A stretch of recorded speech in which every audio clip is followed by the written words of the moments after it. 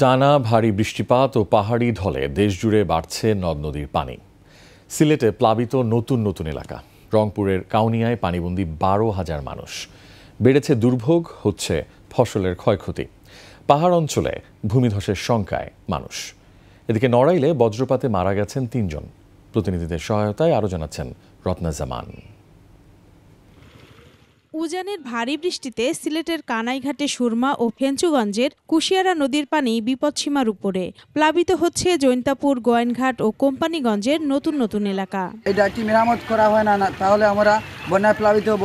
এই দেখতে পাচ্ছেন প্রচুর পানি, যা সময়ে সময়ে বাড়তে আছে, কমার কোনো পরিস্থিতি নেই। এই অবস্থা হয় যদি পানি বাড়ে ভাই, আমরা যাওয়া আওয়া অনেক মানুষের অসুবিধা হয়ে যাব। এখনো তো রাস্তা বন্ধ, আমরা আওয়া যাওয়া বন্ধ, বাজারহাট করা যান না, ছাত্ররা স্কুলে যেতে পারে। তবে পানি নিষ্কাশন ব্যবস্থার উন্নতিতে জলাবদ্ধতা হয়নি বন্দরনগরী চট্টগ্রামে। খালগুলো দিয়ে পানি দ্রুত নেমে গেছে।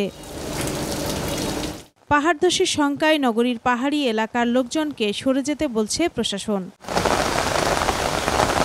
তিস্তার পানি বেড়ে ঢুকেছে রংপুরে নদী তীরবর্তী ও চরাঞ্চলে। তলিয়ে গেছে বালাপাড়া ও টেপা মধুপুর ইউনিয়নের হরিচরণ শর্মা, আজমখা, পাজরভাঙ্গা, শাহবাজপুর সহ চরাঞ্চলের 11টি গ্রাম। পানিবন্দী প্রায় 12,000 মানুষ।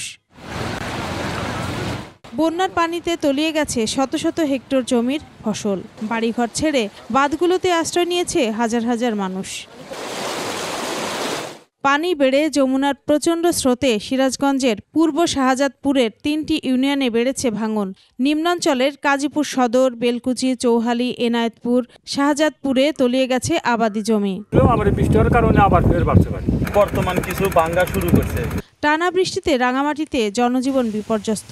বেশি বিপাকে বিদ্যালয় ও অফিসগামী লোকজন। বৃষ্টি পড়লে যে আশ্রয়খানা যাইতে হয় আমাদের, বউ বাচ্চা নিয়ে, গরু ছাগল নিয়ে আশ্রয়কেন্দ্র যাইতে হয় প্রতি বছরে।